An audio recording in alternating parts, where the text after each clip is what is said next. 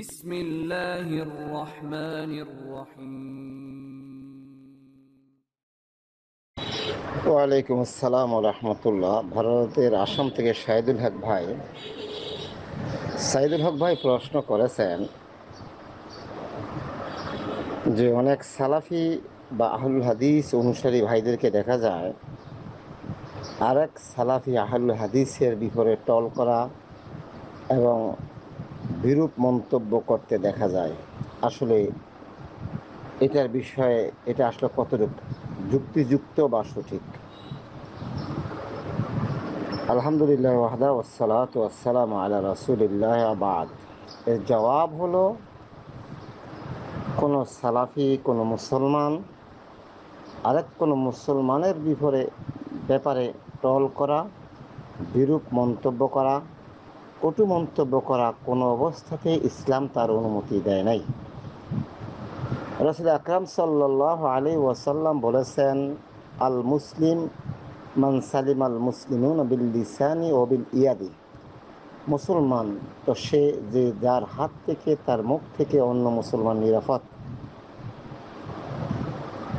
সুতরাং একজন সালাফি যদি সে হয়ে থাকে, আহলে হাদিস হয়ে থাকে, কখনো তার দ্বারা এরা কাম্য নয়। তাহলে সে আহলে হাদিস বা সালাফি মূলে বুঝে না, শুধু মনে করছে আহলে হাদিস সালাফি রফেলে দেন বুকে হাত বাঁধার মধ্যে সীমাবদ্ধ, এবং তারা ইখতিলাফ মাসআলা বুঝেই না।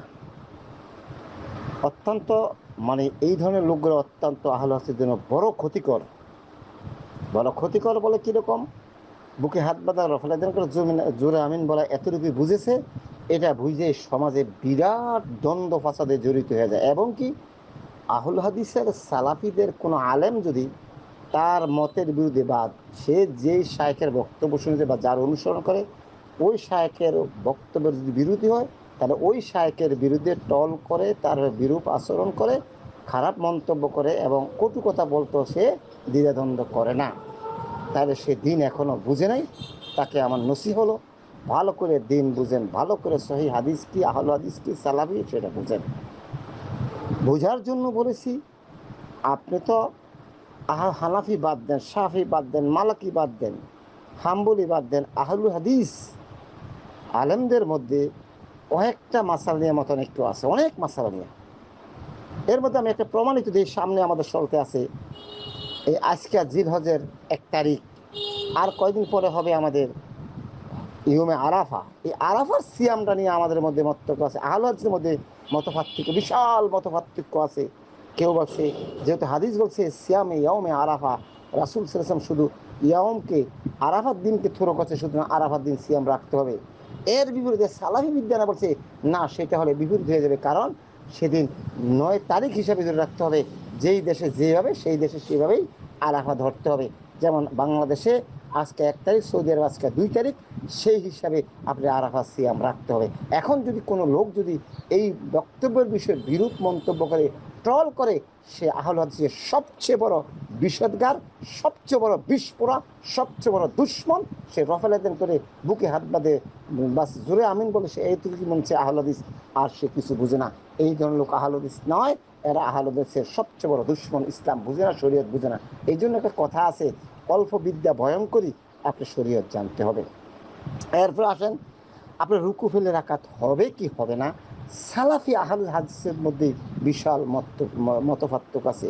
আপনি আগে হাঁটু না আগে হাত ফালাবেন, এই ব্যাপারে সালাফিদের মধ্যে বিশাল মত আছে। এখন আপনি যদি বলেন না, আমি যে শায়েখের অনুসরণ করি, আমি যে শায়েখের বক্তব্য শুনি, সে শায়েখ যে বলছে এটি ঠিক, আর যত শায়েখের বলছে এরা মিথ্যুক, এদেরকে নিয়ে টল করেন, তাহলে আপনি প্রকৃতপক্ষে আহলে হাদিসের দুশ্মন, আহলে হাদিসের আপনার প্রকৃতপক্ষে আপনি আহলে হাদিস বুঝেন না, সালাফি বুঝেন না। সুতরাং এই সমস্ত এই বিরূপ আচরণ থেকে, কাউকে নিয়ে টল করা থেকে বিরত থাকেন। এবার আসেন, আপনি আহলে হাদিস দূরে থাক, যে কোনো লোকের, একজন কবর পূজারী, একজন মাজার পূজারী যদি আপনার কোরআন হাদিসের বিরুদ্ধে কোনো কথা কয়, তাকে যদি আপনার সম্ভব হয় তার সাথে গিয়ে সরাসরি বুঝাইবেন।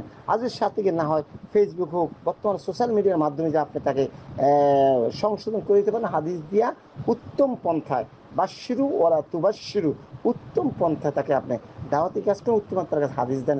কিন্তু তাকে নিয়ে ট্রল করতে হবে, তার ব্যঙ্গচিত্র করতে হবে, তাকে গালিগালাজ করতে হবে, এটা কোনো সালাফি কোনো মুসলমানের উচিত না। সালাফি তো দূরের কথা, মুসলমানের তো অনেক ভাগ আছে, কিন্তু সালাফি যারা দাবি করি আমরা, সহি হাদিস দাবি করি, তাদের পক্ষে কোনো মতেই সম্ভব না। সুতরাং ওই লোকগুলো সালাফি নয়, ওই লোকগুলো সালাফিদের দুশ্মন, ওই লোকগুলো আহলে হাদিস নয়, ওই লোকগুলো আহলে হাদিসের দুশ্মন।